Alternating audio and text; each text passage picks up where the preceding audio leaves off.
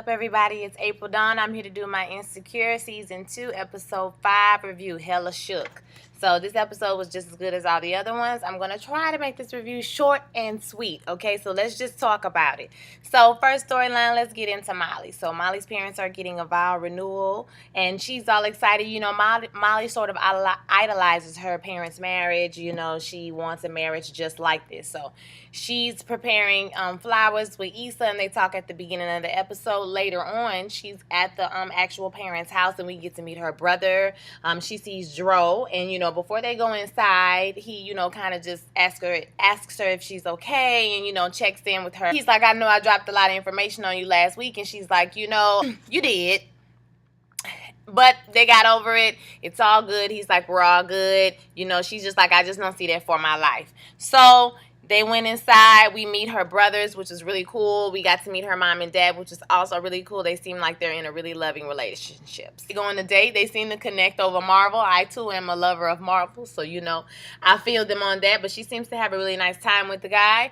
And when they get ready to leave. And so, he can't, she tries to, like, go home with him that night. Like, girl, you kind of thirsty, girl. Like, ooh, I'm not tired. Like, really, girl? No. He gets ready to leave, and, he says he has to get up early in the morning. And he says that's just another excuse for them to go on another date. So they're going to go on another date. Now, I was in the kitchen when that happened, so somebody tell me if I missed something, if he was crazy or whatever, because y'all can let me know what happened, because I kind of didn't see. I was in and out of the room. Frida is pissed. She is not Issa friend no more. Okay, she's still mad about Gaines. And they basically have a discussion about racism. Issa says that black people can't be racist.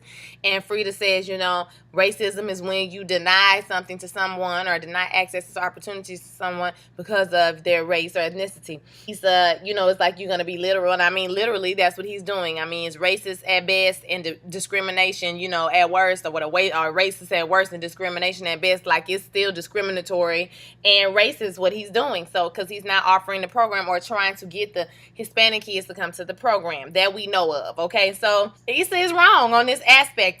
She's wrong, and so Frida is pissed with her. I think that Issa gonna end up getting that head position, and that Frida's gonna give her problems, with that. I think that is gonna happen. If you watch Forest Rock, she said the same thing, and I agree with her that that's probably gonna happen, her and Frida, because Frida didn't want to partner with her when they had a group discussion later on. And even in the argument, she tried to bring up Frida didn't want to partner with Issa when they did a project together. So, yeah, I think that Frida is going to be a problem later on. Now, back to Issa and the Hotation. She has Daniel on the Hotation. She also has now the new Latin guy on the Hotation. And she still has Neighbor Bay on the Hotation. So, Neighbor Bay texts her, they like, what you doing? And they start sending each other little nasty texts. So, he sends her a text of his penis, and he asked her for a text or whatever, so she sent a text of her breast. She gets caught, in the bathroom, and then later on he sends her a text of his penis, and when she's looking at the picture, she gets into a car accident.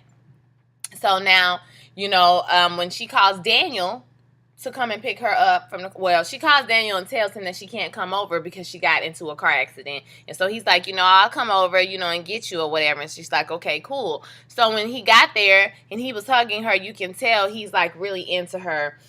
He likes her, and she's like, we're cool or whatever. We're dating other people, or I'm dating other people, you dating other people, you know what I mean? It's cool or whatever. And y'all, you can see the like turn on his face, like, oh, okay, well, that's how it is. Like, it's completely out of the picture now. Like, I'm not trying to be with you, because he was like, I got you or whatever, because it makes sense.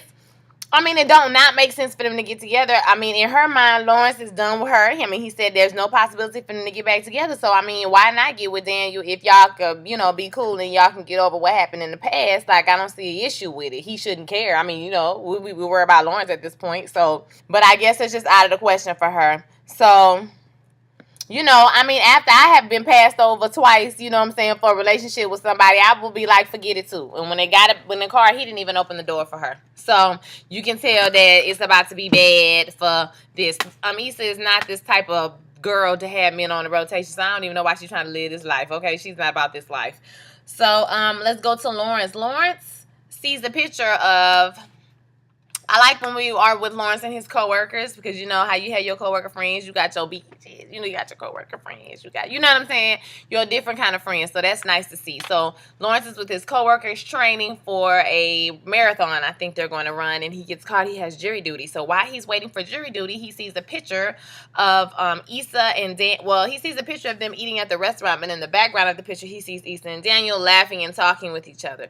So he immediately gets jealous and starts to do sort of the same thing that Issa was doing when she found out about Tasha, looking at his Instagram, looking at, this and that and the other. So Derek is trying to plan a birthday party, anniversary party, some type of party he's supposed to be trying to plan. So he gets in touch with Lawrence and they eat lunch. And so Lawrence is beginning to question her relationship, like, was she cheating on me the whole time? I thought she was ride or die. We were supposed to be in this together. And, he was bashing her.